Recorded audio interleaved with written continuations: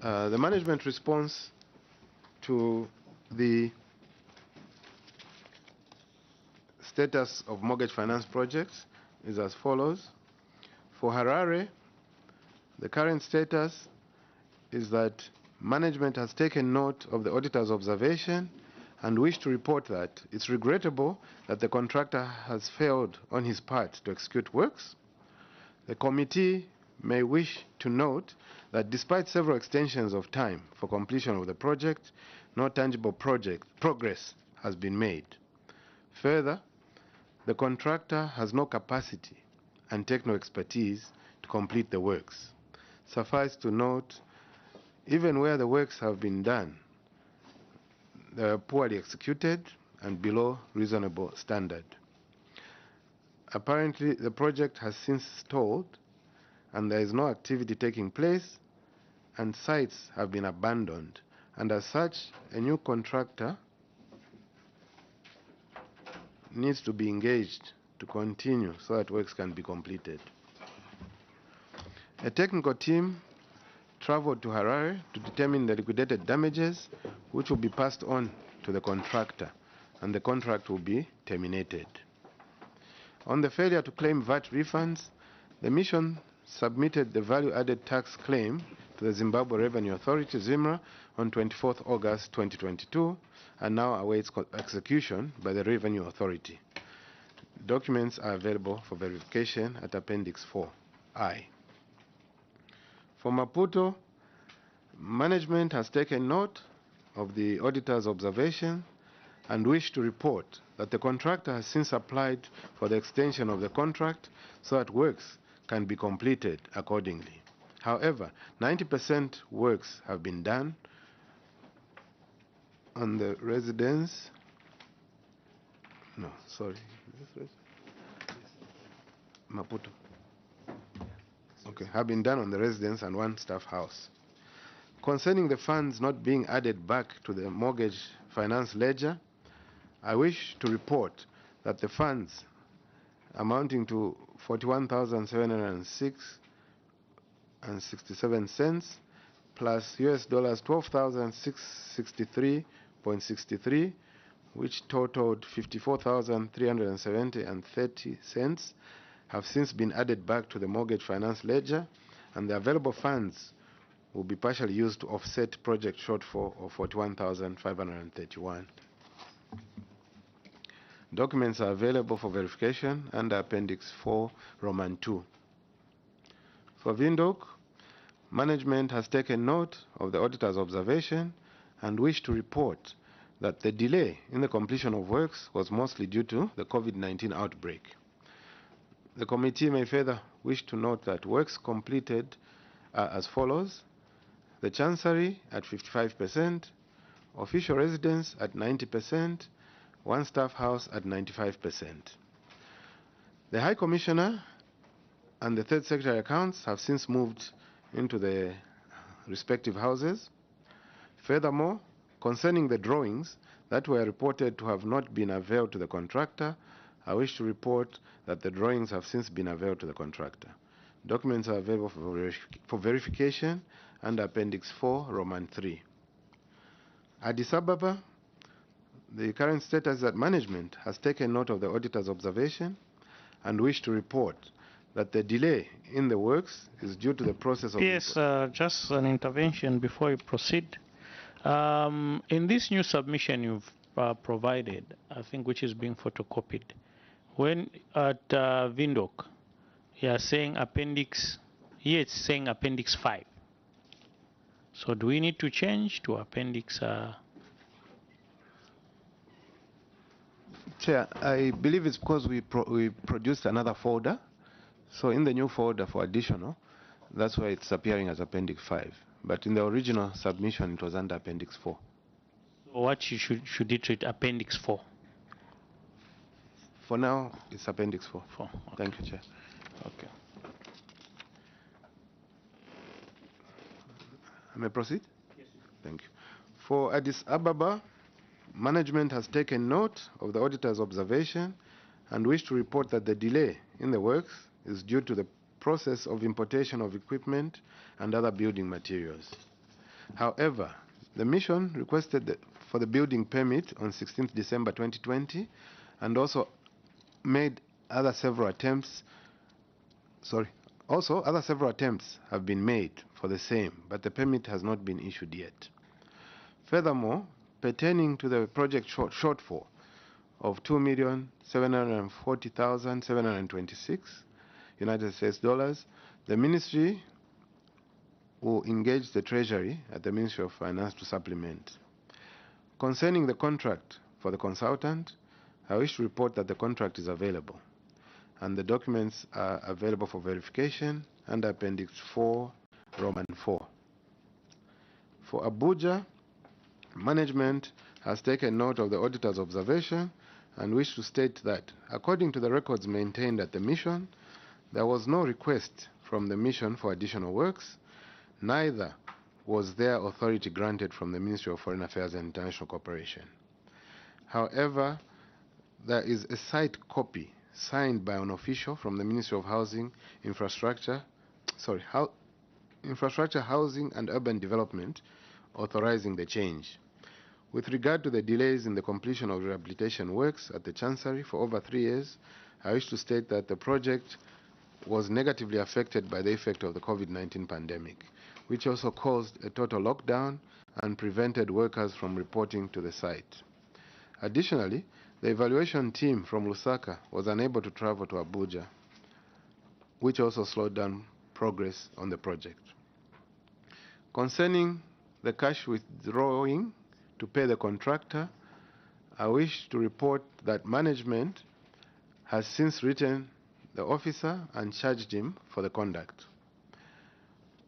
On value-added tax, VAT, management has acknowledged that value-added tax was not claimed because the contractor was paid in full based on the authority granted by the Ministry of Infrastructure, Housing and Urban Development to pay on invoice after reviewing the work done. Further, management wishes to report that the contractor has not been paid in full, with the 10% remaining as retention, actually it's 5% remaining as retention fund, and that the mission is waiting for the Ministry of Infrastructure, Housing and Urban Development to issue the final clearance certificate. In this regard, management wish to state that once the Ministry of Infrastructure, Housing and Urban Development and the contractor have resolved the issue, the VAT amounts will be subtracted from a retention amount, ensuring that government will not suffer losses or forfeit the money paid as VAT. And the documents at the time were availed at Appendix 4, Roman 5. But, Chair, with your indulgence, I would like to state that in the additional information, we had a new development on the VAT. The contract was VAT exclusive. So that is why the VAT was not claimed. So we just learned about that actually yesterday.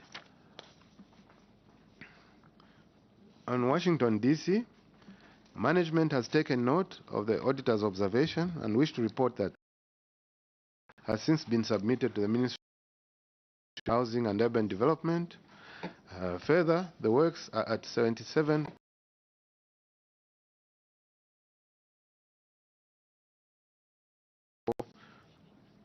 Roman 6.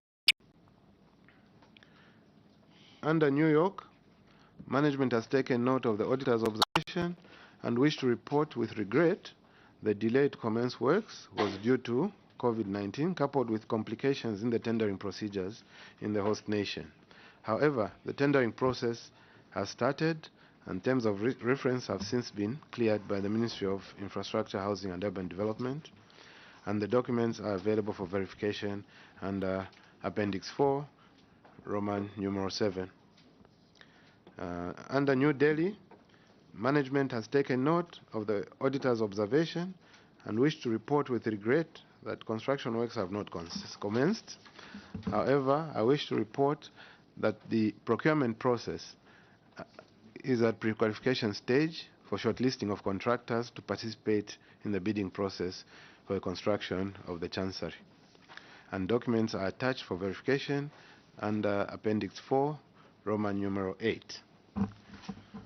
For Brussels, management has taken note of the auditor's observation and wish to report that it's regrettable that the status is the same as reported by auditors due to the fact that the contractor was declared bankrupt in March 2022. The committee may wish to note that the contractor had a joint account with the embassy for rehabilitation works. In this account, there was a balance of 22,426 and 33. I think those were euros, Director. Yes, euros. These were euros, not US dollars. Apologies. As retention fees, which were meant for works and defects after completion of rehabilitation of the embassy. However, the joint rehabilitation account is frozen because the contractor has been declared bankrupt. And this affected the joint rehabilitation account because it was a core debit account with the embassy. Further, the mission has written to the Belgian Ministry of Foreign Affairs and International Trade for intervention on the matter, and the contractor is still owing the embassy a VAT refund as the funds are still locked up in the frozen account.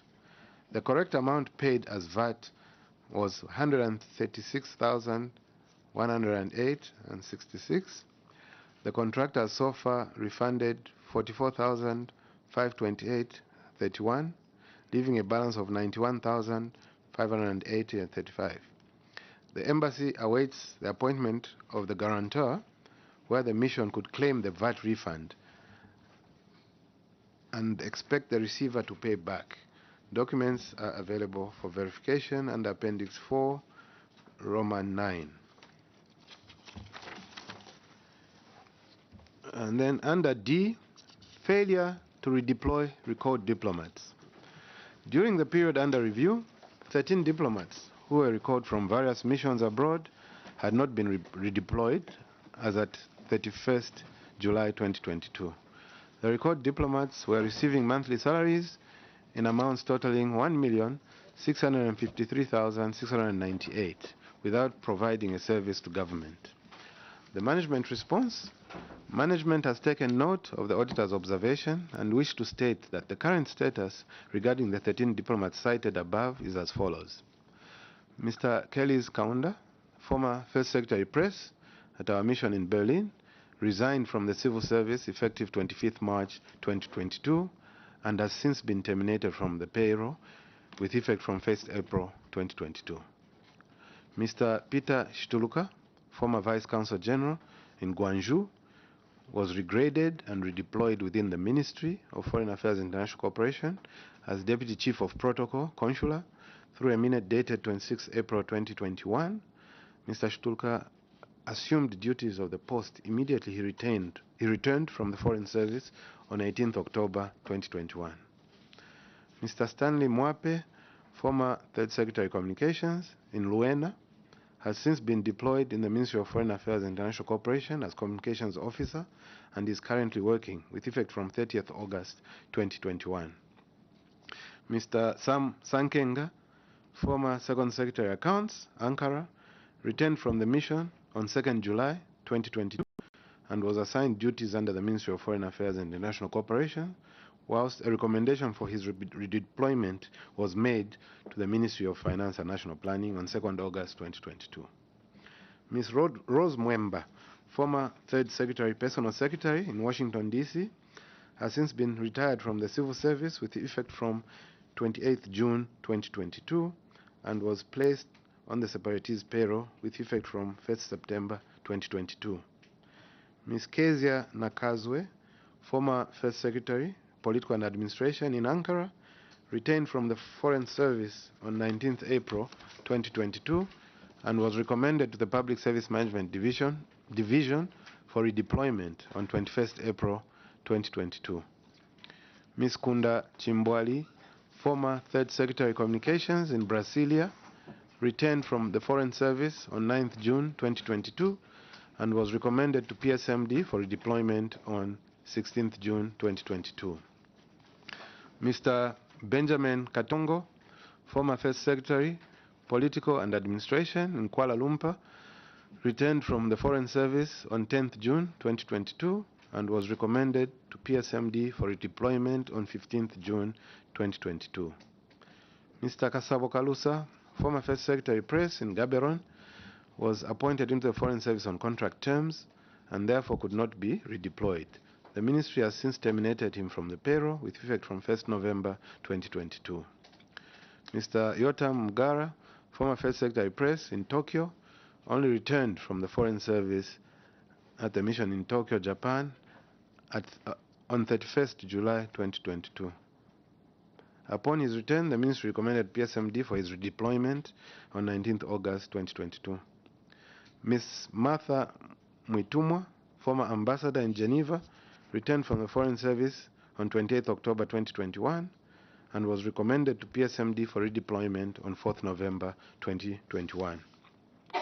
Dr. Maximilian Bweupe, former Councillor Health, was attached to the mission in Washington, D.C. by the Ministry of Health, where his payroll position remained. Dr. Bweupe has never been on the Ministry of Foreign Affairs and International Cooperation payroll. Ms. Ingutu Mwanza, First Secretary Press in Addis Ababa, has since been reappointed to continue serving at the same mission in Addis Ababa, Ethiopia, effective 5th September 2022. Ms. Mwanza never returned to Zambia, as she has continued working continuously at the mission. The auditors may wish to note that the record diplomats on permanent and pensionable establishment cannot be removed from the payroll until they are placed elsewhere or redeployed. Documents are ready for audit verification under Appendix 5. E. Pretoria Mission, Budget, Funding and Expenditure.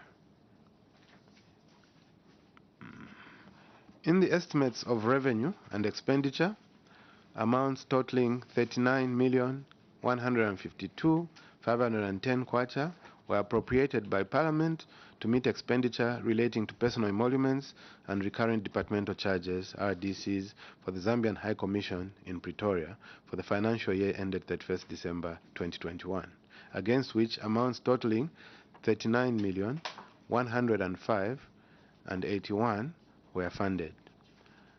In addition, the mission had a brought forward amount of 3,698,227, bringing the total available fund to 42,803,308.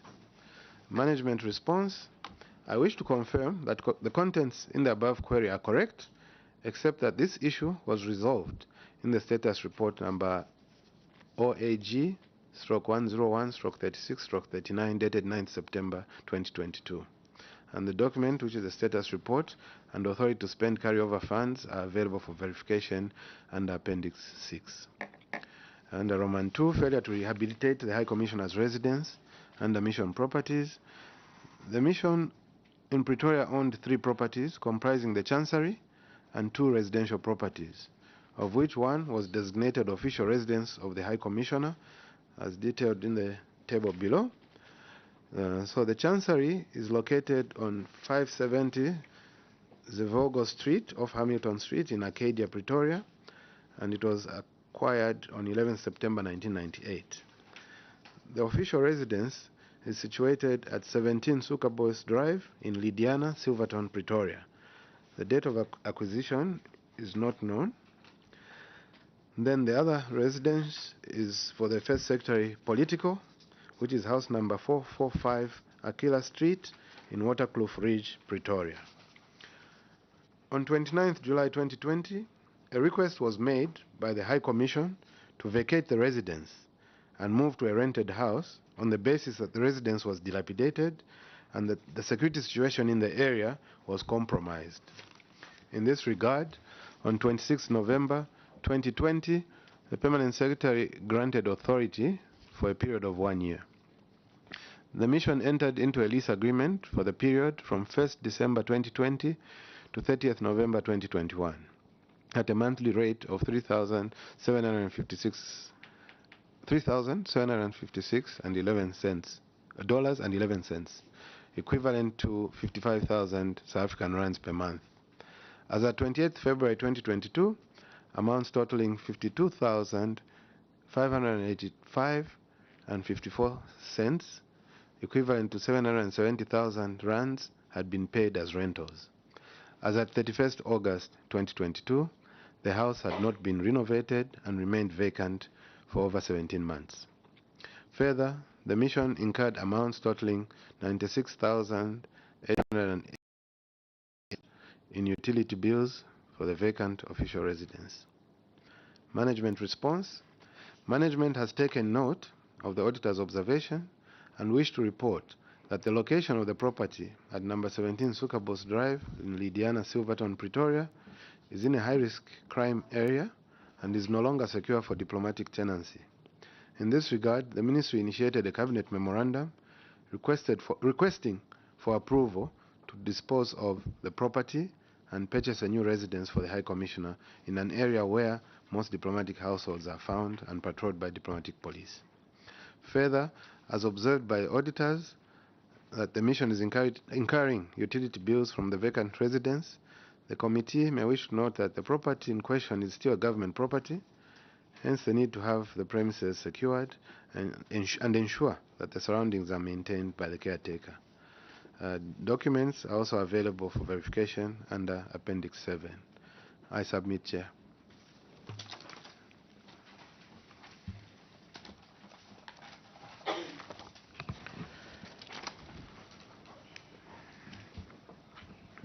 Thank you, PS, for your submission.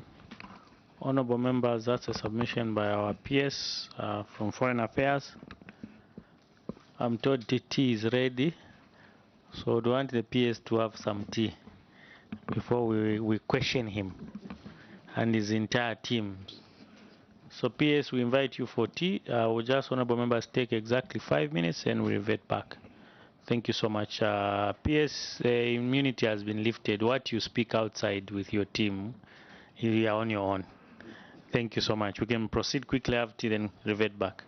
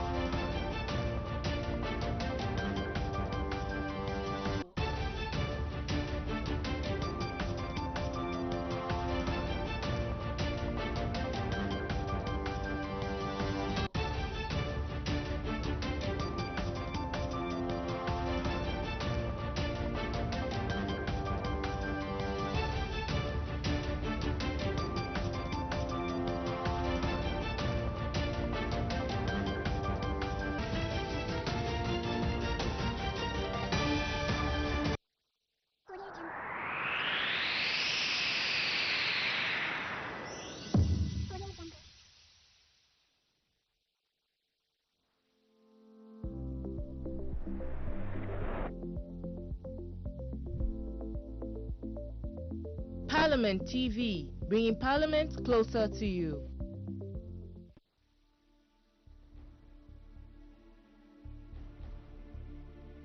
Zambia. Even saying the word is a multi-sensory experience. It somehow captures something of the essence of this special place in the warm heart of southern Africa.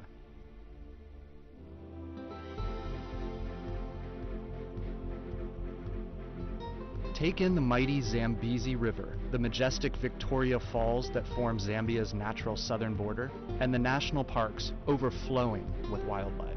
Immerse yourself in the fast-growing towns and cities, teeming with history, light, and life. Then visit the vast lakes that seem to touch the stars and engage with the plethora of different ethnic groups, cultures, and languages. Together, they make up the intricately woven fabric of this remarkable country. To visit Zambia is to begin a love affair that will never be exhausted, and unlike any that you have ever experienced before. For all the superlatives that man has used in his attempts to describe Victoria Falls, none are able to do this incredible natural wonder justice. You have to see it for yourself. It is a truly awe-inspiring experience. Livingstone, once Zambia's capital, and the Zambian side of the falls have become a mecca for discerning adventure tourists. Peer into the abyss from Devil's Pool at the edge of the falls. Career down the powerful rapids from Batoka Gorge in a whitewater raft. Bungee jump from the historic Victoria Falls Bridge. Or fly over the falls on a flight of angels. Whatever activity you choose, you'll be left with a renewed appreciation for the sheer might of nature. Kafue National Park is amongst the biggest in Africa and is home to more than 130 species of mammal and more than 400 bird species. Enjoy the wildlife from a different perspective on a boat cruise or a canoeing or walking safari. For sheer density of game, South Luangwa National Park is second to none. It certainly lives up to its nickname as the Valley of the Leopard. The stunning Liuwa Plains play host to the world's second largest wildebeest migration and boast some of the most striking vistas you will see anywhere in Africa. At Kasanka National Park, you can view the largest mammal migration in the world when each November, literally millions of fruit bats cover the skyline as the sun sets. Zambia's bodies of water are as abundant as its wildlife. Although it is landlocked, this country has more water than any other in Africa. There are the long, meandering rivers, some of which are interspersed by waterfalls that are only narrowly surpassed by Vic Falls. Then there are the lakes, from the vast, remote Lake Tanganyika, far in the north of the country, which is one of Africa's Great Lakes, to Lake Kariba, Africa's biggest man-made dam.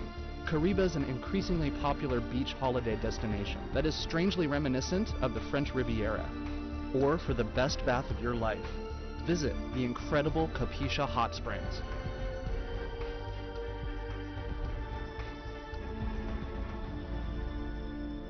Another unique aspect of this remarkable country are the Zambians themselves. The country is home to 72 different ethnic groups and languages, all of whom have their own diverse cultural traits and traditions. One thing they do have in common: they are all unfailingly warm and welcoming. Zambians are famous for their very own special brand of hospitality, as well as the pride they take in their Zambian identity. Wherever you go in Zambia, you will meet people who will go out of their way to leave you with a positive impression and make you feel at home.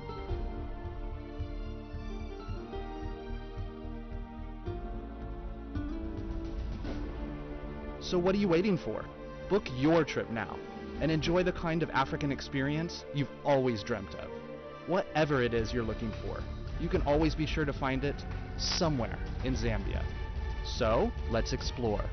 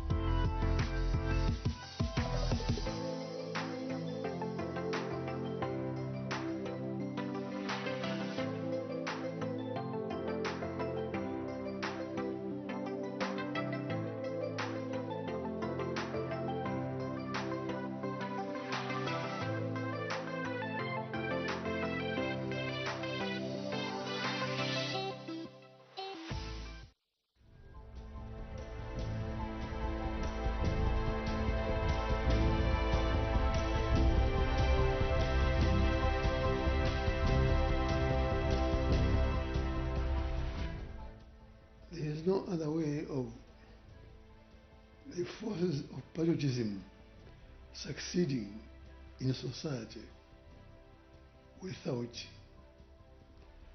those in leadership living in such a way as to be patriotic themselves. If leaders are not patriotic, nobody else will learn how to do good things towards fellow human beings.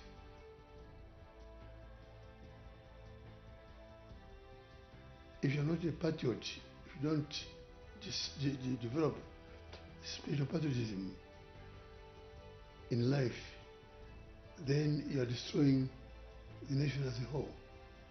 So patriotism really is a force that brings out success in any situation. Patriotism is very key in terms of human beings living together, human beings working together, human beings developing things together. Without that spirit of patriotism, we can't go very far.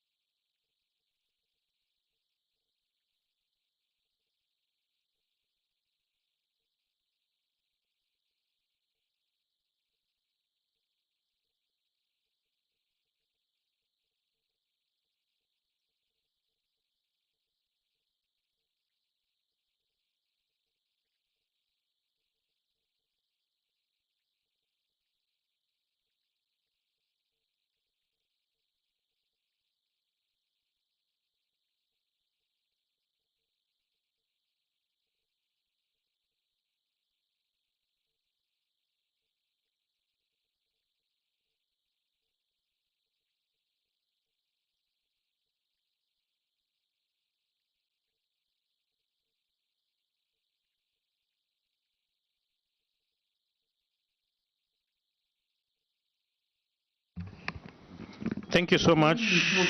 PS, we welcome you back with your team. Let me take this opportunity, PS, to comply with the immunity in accordance with Cap 12 of the laws of Zambia, which gives you immunity as you make your submission, even as you answer to what you've already submitted to that effect. Honorable members will proceed to ask questions to the PS. That is on paragraph 22. Head 17, the Minister of Foreign Affairs and International Relations. So we can begin from budget, funding, and expenditure. If there are questions, you can proceed.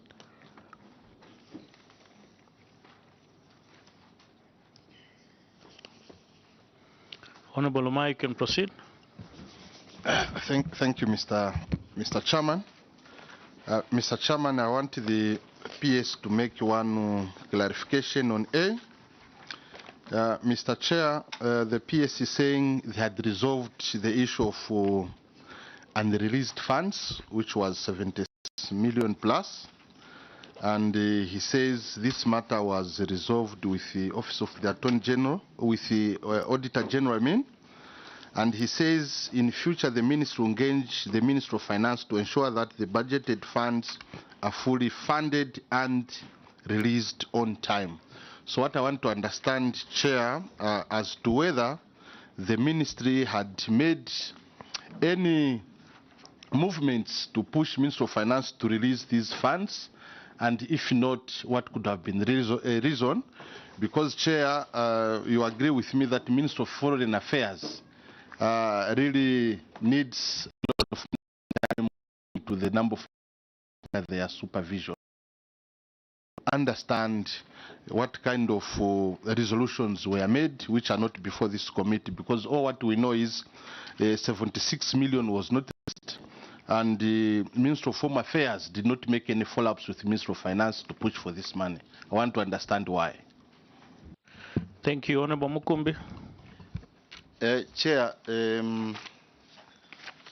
me draw you to page, I think it's the same page or the second one. Failure to correct motor vehicles from the garage. Chair, I'm wondering how a garage would keep a vehicle, a government vehicle, for 5 years, duly paid for by the ministry, with the involvement of the insurance firm, and government does nothing. All we have seen now is a letter, Appendix 2, written this year. I think the letter is dated 3rd to the police, to the Zambia police. And yeah, it was, I think, written on the 3rd of November 2022, instructing the Inspector General of Police to go and retrieve a motor vehicle. I just want to know from a controlling officer, what took you so long to write to this particular company or inform the police so that quickly they can get the vehicle on your behalf? Because also stealing a a bearable offense, because that can be tantamount to stealing. How can someone who has been paid just keep the car for 5 years? Chair, I submit. Thank you, Honorable Mukumbi. Honorable Sabaw, can proceed. Thank you, Chair. Mine is a light down Honorable Mai's question. Considering that the ministry utilized the funds which were given to them, which was underfunded. My question is, what activities suffered due to underfunding by the ministry? I submit. Thank you, PS. You can proceed with those 3 questions. Thank you. Thank you, Chair. On the issue of the underfunding, during the period August 2021 to December, there were a number of recalls for diplomats, and as such, that 76 million was meant for personal emoluments for the recalled diplomats. So at the time, there was no use for that money since the positions were vacant. And that is the resolution that we referred to in the Office of the Auditor General's report on page 2 in the management letter. The auditor's comment: the matter is resolved as evidence was availed showing that 76,378,787 was meant for personal emoluments for the month of December 2021 for the recalled diplomats. Thank you. I think the General has clarified as well. You can proceed to the next 2 questions, PS. Thank you. And as such, nothing suffered at the right by the Vice Chair, since that there were no diplomats in place and those were personal emoluments. As for the issue of the motor vehicles, as is highlighted in the report, these vehicles have been in the garage since 2016. Initially, it was an issue of insurance not paying, because the Mercedes-Benz was taken to the garage after an accident, and it's the insurance company, which is Zambia State Insurance Corporation, that took the vehicle for repairs. But we only got the proof of payment when we started following up the matter, when we took over office last year. So that proof of payment has still since been availed to us. And then the other vehicle was held on to. It has not been worked on, but they charged us storage, like demurrage charges for keeping it in the garage, the bus. And we've since paid that money. And when we tried to retrieve the vehicles, we wrote to the company, we went there physically, but they were still adamant, claiming they were still owed money. But they failed to prove that. And that's what prompted us to write to the police, to make it a police case, but also to Controller of Government Transport. The Controller of Government Transport was supposed to be with us today, I would like to report that this weekend we resolved the matter amicably, and they're at VP Motors collecting those vehicles. So they'll be availed for verification. Okay, thank you, PS. We proceed. Unless there's any follow-up question, Honorable Lumai. Chair, in the interest of time, and today looking at the workload for this committee, maybe I have two questions, Chair. One question is a follow-up, and then another question is on page 3 as a way of progress. Chair, what I want to understand is...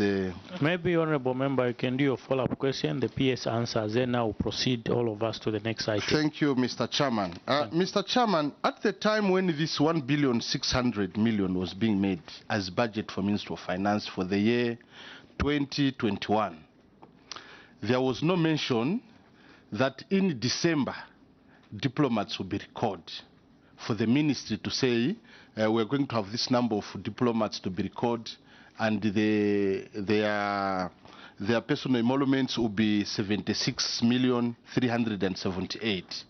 So I wanted to understand how this can be said, say it was resolved, because this money was meant for personal emoluments for the month of December.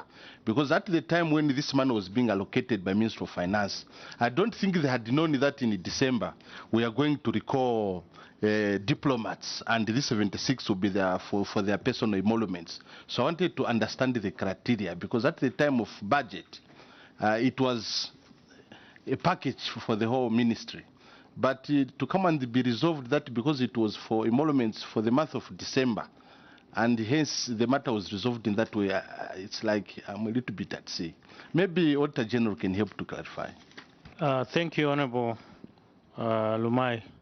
Auditor General, maybe you can help the Honorable Member and clarify that issue to that effect. Auditor General, you can proceed. Thank you, Chair.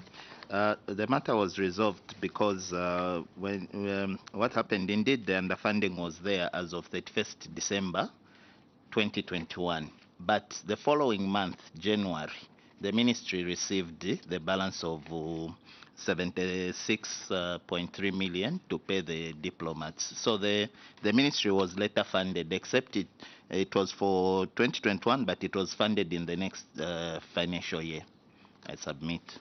So the funding, the ministry did receive the funding. Thank you. Honorable Yaokena, we can proceed. Maybe before we proceed, they can also now admit, since we are moving to mortgage financing, and Harare being a top agenda, maybe you can call the contractor from Harare to come in now.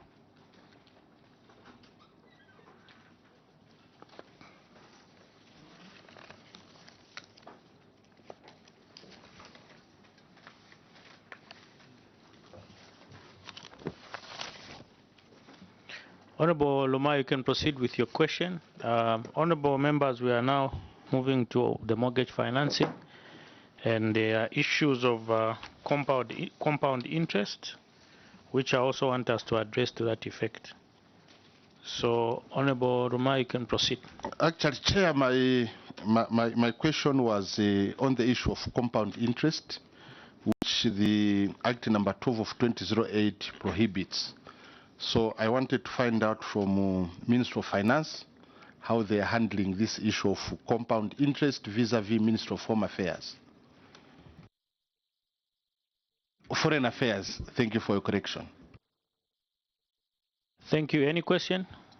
Honorable members?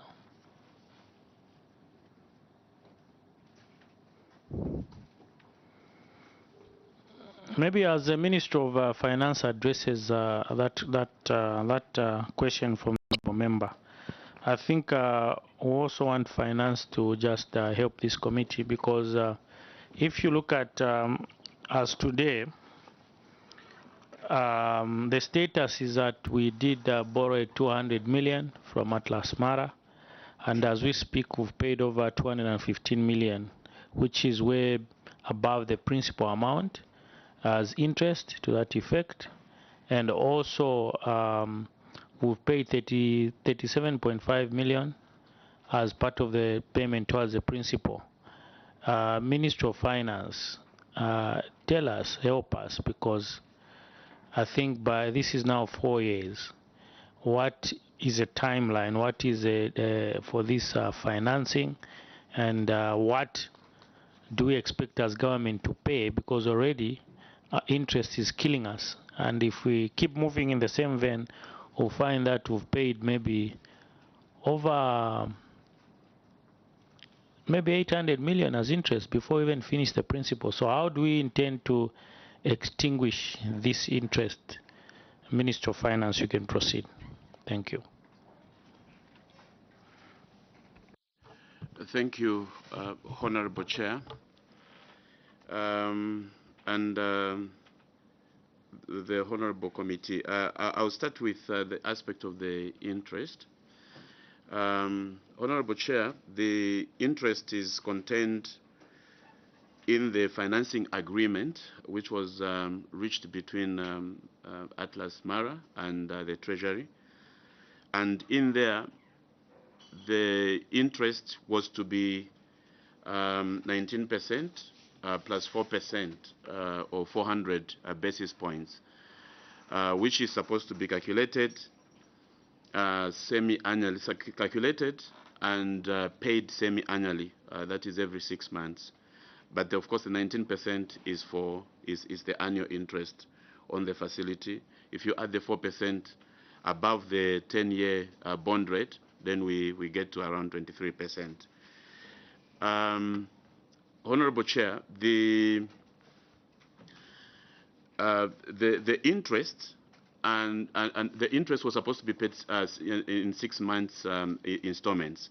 But then what happened between 2019, 2020, 2021 was that government had been facing serious liquidity challenges, and there were defaults that happened in terms of payment of interest, as at that time there was a moratorium of 2 years before payment of principal. So what was just supposed to be paid was interest. So in calculating the interest, the clause, which is clause number 6.1 in the financing agreement, indicated that interest was supposed to be calculated on a daily basis, of course, but paid after 6 months. But where there is a default, that interest payable would be then raised or included as part of principal, and then apply the percentage on that. So we saw that interest that was payable became slightly higher. This was also compounded by the fact that we saw the interest rates move, because you remember what I said earlier, that in terms of what was agreed upon as interest was a 10-year bond rate plus 4% interest, implying that it was actually going to be a floating rate. So after 6 months, you get back, you look at how the bond rate for 10 years is trending, and then you apply on the principal to calculate the interest. But then over the years 2018, getting to 2021 especially, we saw an upward movement of yields or interest rates on a 10-year bond. For instance, in 2018, when the agreement was signed, we were sitting at around 20%, and in 2019, this moved upwards to 26%. In 2020, it moved even further upwards to 33%, and in 2021, it was as high as 34.5%. So if you get to this percentage, especially in 2021, you're speaking of 34.5%, you add to it the 4% that is sitting in the agreement, then you're talking of a percentage of around 38.5%, which is now going to be applied on the principal in order to arrive at what is payable as interest to the bank. Now, this is the period that we had serious liquidity challenges, Honorable Chair, and there were a few days, a few times when we defaulted, or the ministry defaulted on the facility for a few days. And for those particular few days, interest was capitalized and added to the principal. Then you use these high rates, which I've earlier alluded to calculate the interest. Hence, the number that you are seeing as high interest payments that were made to Atlas Mara over the period. Where we are is that we are running on time with the facility. The defaults are not happening. The application of interest is on the reduced balance of principal, because we have started now paying on the principal. So we expect the numbers in terms of what we are paying as interest to be going down. And also, in terms of the yield rates, again, the yield rates have moved downwards, starting from especially the beginning of last year. In 2022, we are talking of 27% yield rates on the 10-year bond, implying that there will be that downward movement in terms of what is coming out as interest as well. We received a letter from the Ministry of Foreign Affairs following the observation by the Auditor General. And once that letter was received and the recommendation of the Auditor General looked at, we have a repricing that this very month. I expect that after we have a discussion with Atlas Mara this month, when it will be another 6-month kind of period where we need to do the repricing of the facility, we should be able to communicate the outcomes in writing to the Minister of Foreign Affairs. And that is where I will try to raise more issues with the bank, looking at how the yield rates are sitting right now and other economic fundamentals. Once we incorporate that in our negotiations, we should be able then to communicate with the Minister of Foreign Affairs the outcomes. Thank you, Honorable Chair. Thank you. Any questions, honorable members, on that aspect? We'll proceed. Yes, Honorable Mfarari, then Honorable Amnyima. I don't know what the director was answering to. I have heard his explanation. But what was he answering to? Which you were asking him to say, can the Ministry of Finance comment? I thought he was supposed to explain to us how they arrived. What is this 4% anyway, in short? What is this 4% for? Is this a mortgage or is a loan? Thank you, Honorable Mfarari. Director IDM maybe can clarify on the 4% and also if it's a loan or if it's a mortgage. Also, I think on the, is it a 10-year? I've heard you mention 10-year period. Is it for 10 years? How many years? As you've said that you'll bring more information once the repricing is done. Maybe you can, we can proceed. Thank you, Chair. So the facility, let me just quickly explain. The facility, Chair, was for 200 million kwacha. The tenure of this loan was 10 years.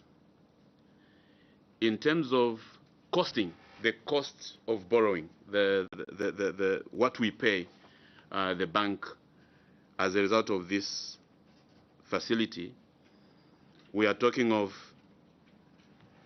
an interest rate. Now, this interest rate was benchmarked with a 10-year bond, the 10-year bond yield rate.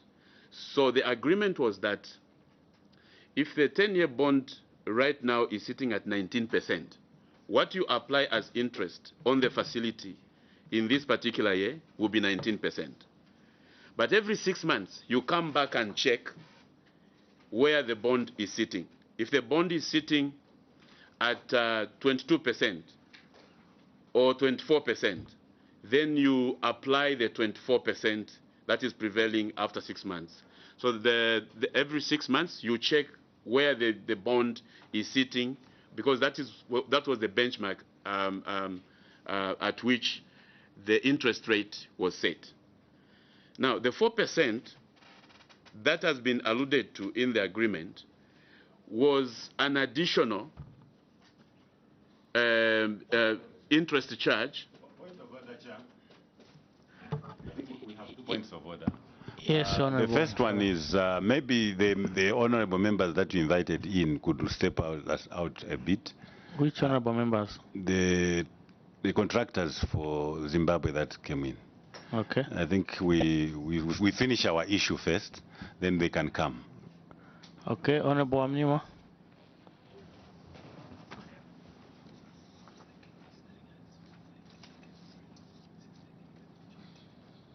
Honorable Amnima can proceed with your point of order. Thank you. I think there are references to agreements and so. Where is this documentation?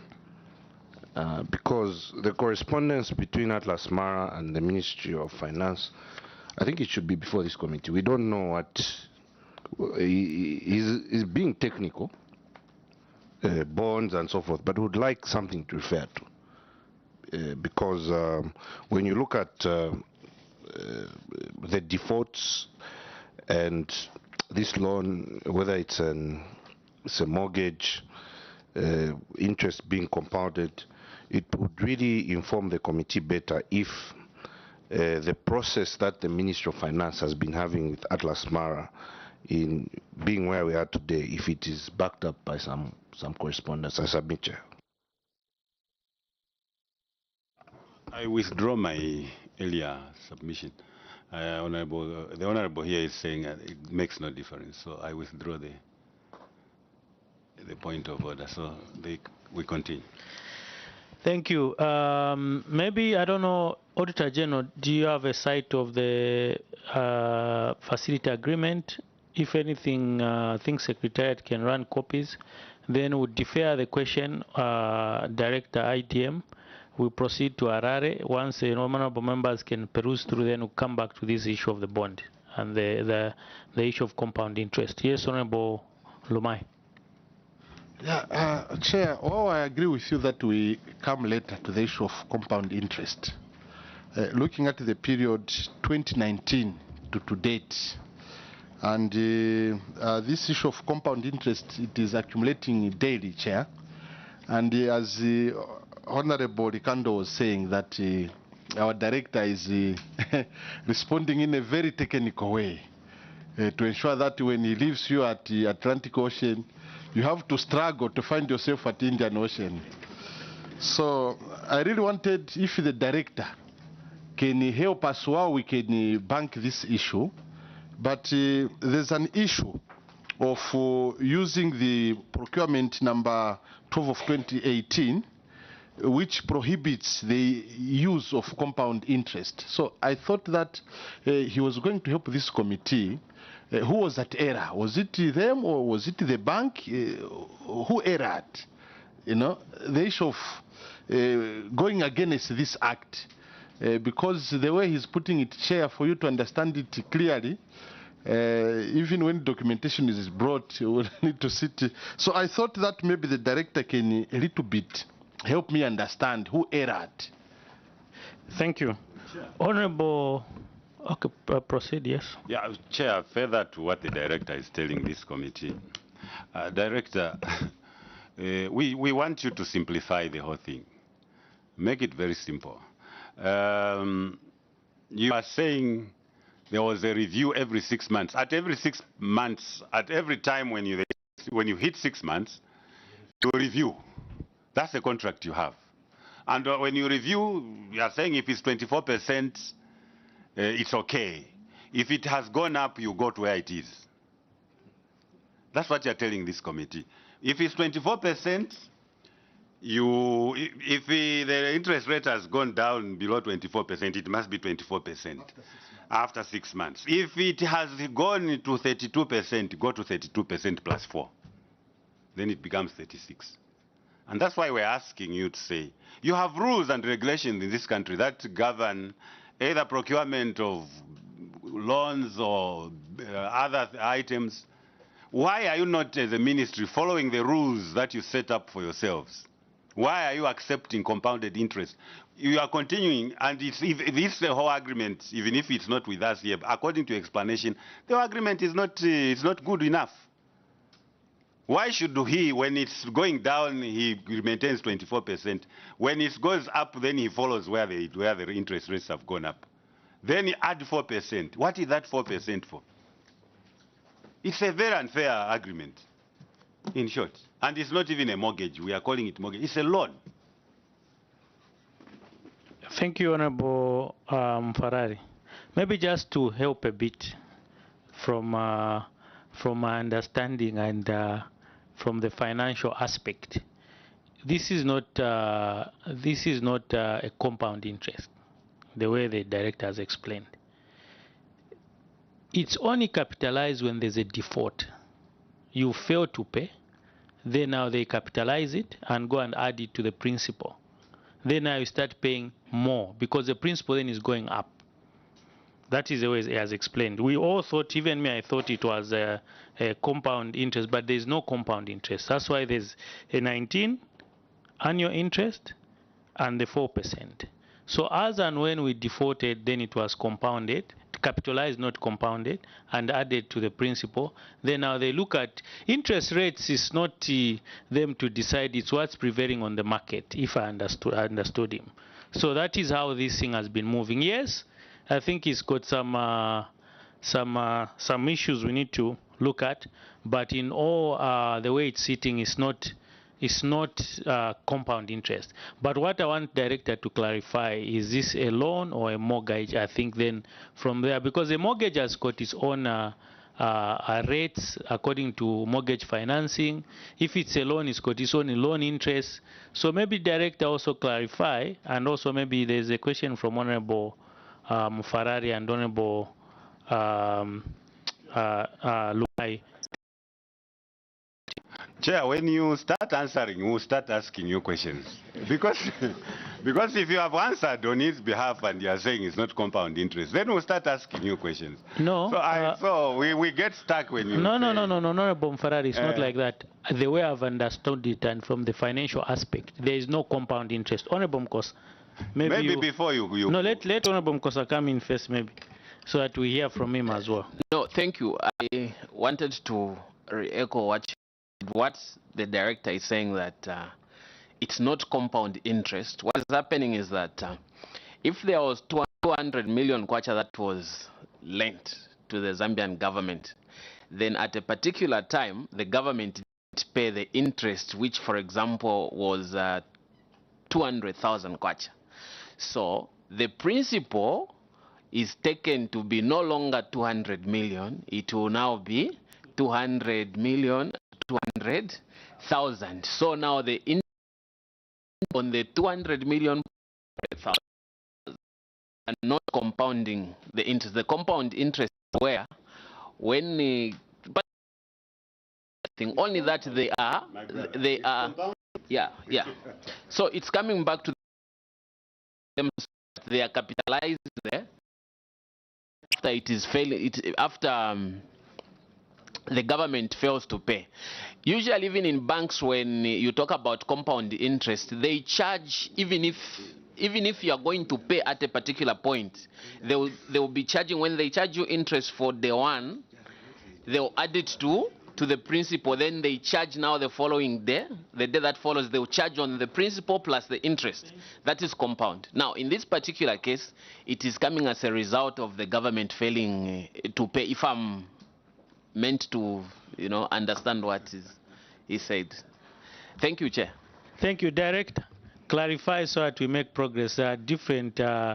We've gotten it differently as a committee. That's why I think we are laboring now to understand: is this a compound interest, or explain to us and we can proceed. Thank you, Chair. Perhaps allow me to read the clauses more in the agreement. And this is clause 6.1. it reads as follows. Interest shall accrue on the outstanding balance daily at the 10-year government bond rate quoted on date of first drawdown plus 400 basis points per annum. Interest shall be calculated on the daily cleared balance outstanding on the borrower's account on the basis of a 365-day year, irrespective of whether or not the year in question is a leap year, as varied from time to time, that's in brackets. Then such interest shall be payable in arrears and will be capitalized by the bank if not paid on the due date. And then it goes up in 6.1.2, it reads, repricing will be done every 6 months.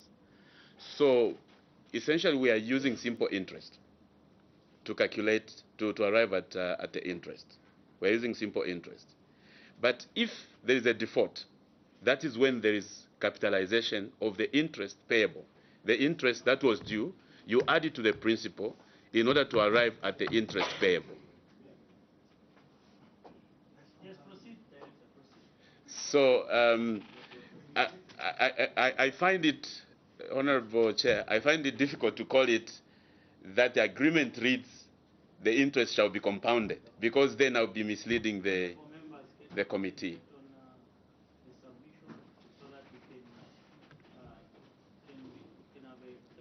Can we concentrate on a submission so that we can clarify the issue? Then we proceed with all the required ammunition.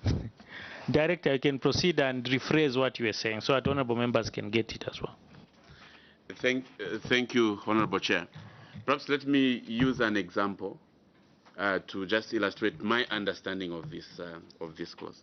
So we have a loan of 100 kwacha, and that 100 kwacha, you apply 20% interest, which should be calculated as simple interest. So you apply 20% on 100. What you get is 20 kwacha.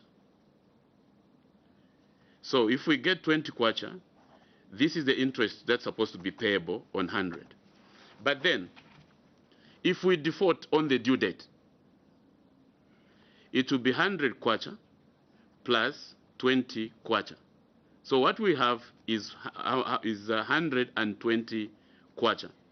So instead of now applying this 20% on 100 kwacha, we'll apply 20% on 120 kwacha because we have defaulted. So the interest payable will be higher. In short, you are compounding. Yes. But that's simple. You are compounding. Honorable Mparari, let's speak through the chair. So if no. Let's speak. Let's speak through the chair, so that we all move in the same direction. Yes, Honorable Mukosa. Thank you, Chair. Director, maybe what you can do to help this committee, kindly differentiate between the two: compound interest and capitalization of interest, so that the committee can understand what the difference is between the two approaches. Thank you so much, Chair. Chair. Honorable Mfaraj. Let me read it for you, Chair. Compound interest. What is compound interest? Compound interest means that at every time interest is paid on an amount, that added interest will also receive interest thereafter. That's what they are doing. The principle has not remained the same. The principle is growing. It moved from $200 million or 200 million kwacha. They add their default, then they calculate the interest. So there is interest on interest. Thank you for that clarification. Honorable Amnima, then we'll get back to the director. Chair, the reason why I asked for the agreement is because I was already convinced in my mind that there's a clause in that agreement which does not save the interests of government. That clause is quoted. It was not supposed to be there. That is the most diplomatic way of squeezing in compound interest. So, in short, what I am saying, Chair, is that based on that clause, that's why I was requesting for that contract. This contract the numerical consequence is as good as compound interest. Yeah. So it doesn't matter how the terminologies are swapped here and there. It was a bad agreement.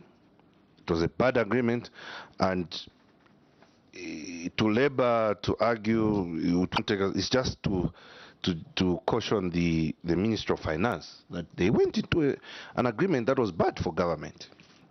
And we're still waiting for clarity whether this was a loan agreement or a mortgage agreement. I submit, Chair. Thank you. Director, clarity so that we proceed. Meanwhile, I think the benchmark is that already we've paid 200, and if you had my submission, we've paid 215 million kwacha. 215 million kwacha against 200 million, which we haven't even extinguished the principal. I think that's what I asked the director IDM to say. If we've already paid this amount, more than the principal as interest, how do we then extinguish or ensure that we stop paying, or like the repricing is stopped? Where are we standing in terms of the principal? Maybe Director IDM, before Honorable Lumai comes in, clarify if, according to your agreement, which you have, is this a mortgage or a loan? So that I think we move together. And the question from Honorable Mkosa.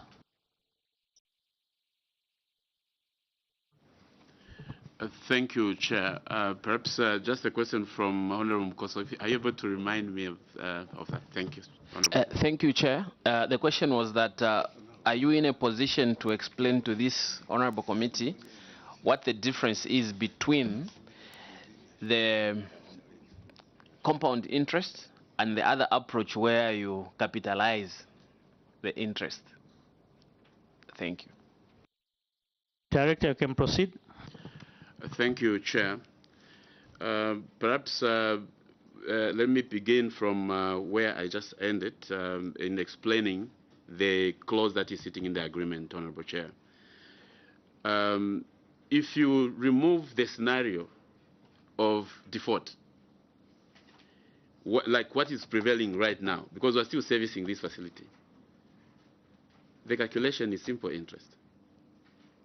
So it's only looking as if it's being compounded when you look at it from the being a default.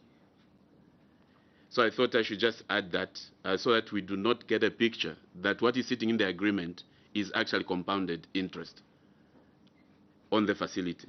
Because right now we have a perfect scenario where we are able to service the facility on time and without any delay, even by a day. So we are using the correct calculation, and which is simple interest applicable on the reduced balance of the principal. Mr. Chairman, don't... Honorable, explain, then we ask the questions. Honorable Lumai, you can ask the questions, because if we are interjecting, then we won't proceed. So Honorable Lumai, you can ask the question. Then Honorable Mufarad, you can come in, then Honorable Dak, then Honorable Wamnyima can proceed. Mr. Chairman, the difficulties following the director, he's on the part of defense, because the query here is very straightforward. And Mr. Chair, you heard the other honorable member saying, no, maybe Chair will start directing questions to the Chair. And you still gave him a chance to explain himself so that he can clarify the matter. Then Honorable Ricardo came to explain to us the issue of the compound interest. And the Auditor General has stated it here very clearly. And Chair, I thought that